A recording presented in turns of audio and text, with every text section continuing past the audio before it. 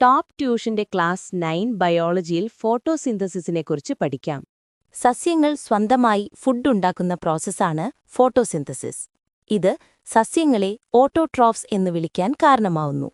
ഫോട്ടോസിന്തസിസിന് sunlight, water, carbon dioxide, chlorophyll എന്നിവ ആവശ്യമാണ്.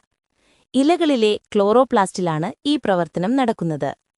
ഫോട്ടോസിന്തസിസിന് 2 phases ഉണ്ട്: ലൈറ്റ് ഫേസും ഡാർക്ക് ഫേസും. ലൈറ്റ് ഫേസ് നടക്കുന്നത് ക്ലോറോപ്ലാസ്റ്റിലെ ഗ്രാനയിലാണ്. ഈ ഫേസിൽ ലൈറ്റിന്റെ സാന്നിധ്യത്തിൽ വാട്ടർ വിഘടിച്ച് ഹൈഡ്രജനും ഓക്സിജനുമായി മാറുന്നു. ഈ ഓക്സിജൻ സസ്യങ്ങൾ പുറത്തുവിടുന്നു.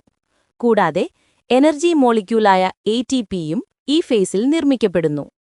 ഡാർക്ക് ഫേസ് നടക്കുന്നത് ക്ലോറോപ്ലാസ്റ്റിലെ സ്ട്രോമയിലാണ്. ഈ ഫേസിന് ലൈറ്റ് ആവശ്യമില്ല.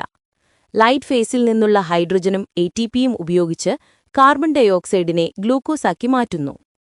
ഈ ഗ്ലൂക്കോസാണ് സസ്യങ്ങളുടെ ഫുഡ്. മെൽവിൻ കാൽവിൻ എന്ന സയന്റിസ്റ്റാണ് ഡാർക്ക് ഫേസിലെ കെമിക്കൽ റിയാക്ഷൻസ് വിശദീകരിച്ചത്. ഇതിന് അദ്ദേഹത്തിന് 1961 നോബൽ പ്രൈസ് ലഭിച്ചു. നിർമ്മിക്കപ്പെടുന്ന ഗ്ലൂക്കോസ് പിന്നീട് സ്റ്റാർച്ചിന്റെ രൂപത്തിൽ സ്റ്റോർ ചെയ്യപ്പെടുന്നു.